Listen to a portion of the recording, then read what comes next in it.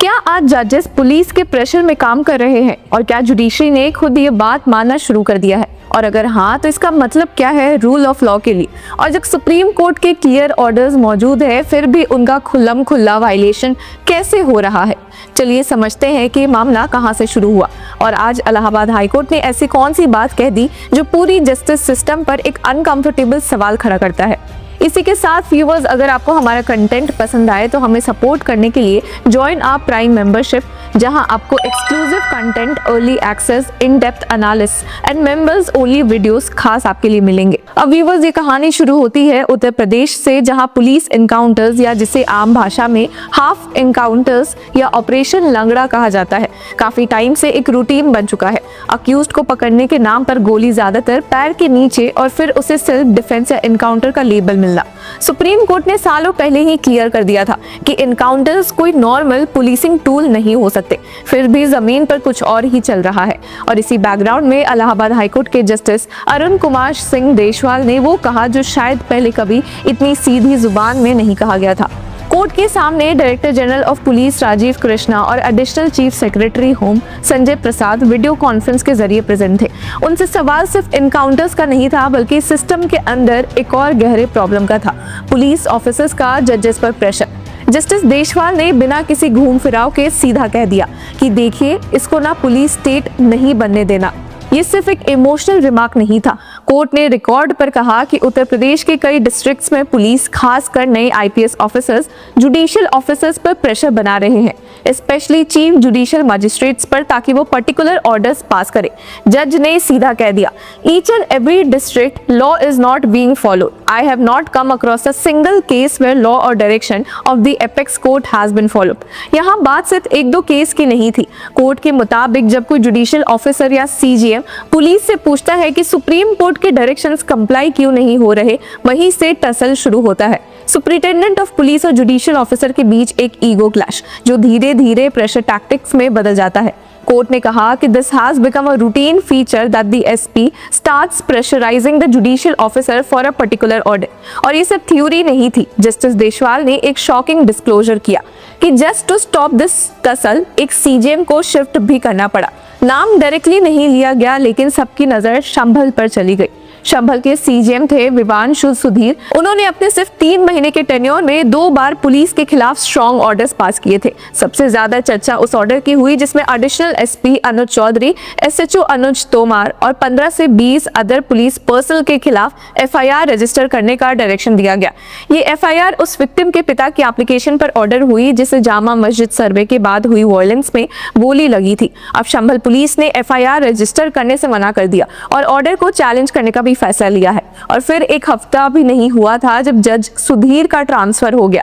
जनवरी 20 को इलाहाबाद हाईकोर्ट के administrative order के थ्रू उन्हें सुल्तानपुर भेज दिया गया। लीगल सर्कल्स में इसे पुलिस और जुडिशरी के बीच चल रही खींचतान का डायरेक्ट फॉल आउट माना गया। जब उनकी जगह एक जूनियर सिविल जज को सीजीएम बनाया गया तो सोशल मीडिया पर बैकलैश हुआ। लॉयर्स ने प्रोटेस्ट किया। बाद में हाईकोर्ट ने रीशफल करके नए सीजीएम को अपॉइंट किया, लेकिन सवाल वही रहा कि क्या ये प्रेशर का नतीजा था। जस्टिस देशवाल ने क्लियर किया कि ये प्रॉब्लम किसी एक डिस्ट्रिक्ट तक लिमिटेड नहीं है। उन्होंने कहा कि it is not about a particular district. In most of the districts I got feedback from district जजेस that specially young police officers start pressurizing judicial officers. अब जज ने ये भी कहा कि अगर पुलिस किसी ऑर्डर से खुश नहीं है तो उनके पास लीगल रेमेडीज है, रिविजन फाइल करो, हायर कोर्ट जाओ, लेकिन कोर्ट रूम के अंदर प्रेशर बनाना अनएक्सेप्टेबल है।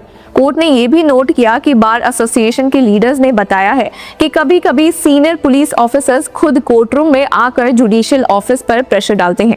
इसलिए कोर्ट ने एक बेसिक प्रिंसिपल याद दिलाया। Once a judicial officer is sitting on the dais, he may be a junior division officer. He is above all persons in front of him. अब justice Deshwal ने अपना personal example भी दिया। उन्होंने ट्रायल कोर्ट जजेस को कहा है कि इंस्पेक्शन के टाइम भी डायस से उठना नहीं है। At that time in protocol, he is above to me.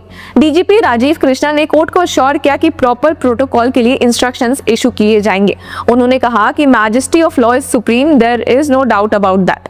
लेकिन कोर्ट का कंसर्न सिर्फ प्रोटोकॉल तक तक सीमित नहीं था, बात सीधी पावर और पनिशमेंट पर आ गई। जस्टिस देशवाल ने तो सीधे सीधे कह दिया कि power to punish is in the domain of judiciary and not with the police. और इसी कंटेक्स्ट में कोर्ट ने पुलिस एनकाउंटर्स पर एक हिस्टोरिक और स्ट्रिक्ट स्टैंड लिया है। अब कोर्ट ने देखा कि बेल पिटिशंस के दौरान बार बार एक ही पैटर्न सामने आ रहा है, अक्यूज्ड को पैर में गोली, पुलिस को कोई चोट नहीं और मैंडेटरी प्रोसीजर्स का पालन नहीं। सुप्रीम कोर्ट के landmark judgment People's Union for Civil Liberties versus State of Maharashtra 2014 ने एनकाउंटर्स के लिए क्लियर गाइडलाइंस दी हुई है। फिर भी इलाहाबाद हाई कोर्ट ने कहा कि I have not come across a single case where law or direction of the apex court has been followed. अब कोर्ट ने कहा कि कई पुलिस ऑफिसर सिर्फ out of turn promotion, appreciation या सोशल मीडिया फेम के लिए अननेसेसरली यूज फायर आर्म। जज ने रिमार्क दिया कि such act is not permissible in the eyes of law. India is a democratic country, it has to be done as per the ethos and directions of the constitution of India. इसी backdrop में court ने strict 6 point guidelines issue किए।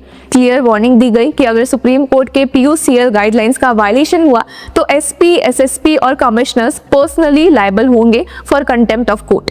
Encounter के case में FIR register होगी, investigation independent agency या senior officer करेगा, injured का स्टेटमेंट मजिस्ट्रेट या मेडिकल ऑफिसर के सामने रिकॉर्ड होगा और बिना प्रॉपर इंक्वायरी के कोई गैलेंट्री अवार्ड या प्रमोशन नहीं मिलेगा।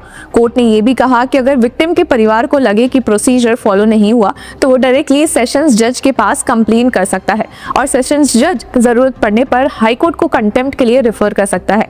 अब जस्टिस देशवाल के ऑर्डर में DGP और होम सेक्रेटरी को यह बताने के लिए बुलाया गया कि क्या कभी कोई ओरल या रिटन डायरेक्शन दी गई है कि अक्यूज्ड को पैर में गोली मारी जाए। कोर्ट ने रिमार्क भी किया कि such conduct is wholly impermissible. Any encroachment by the police into the judicial domain cannot be counted.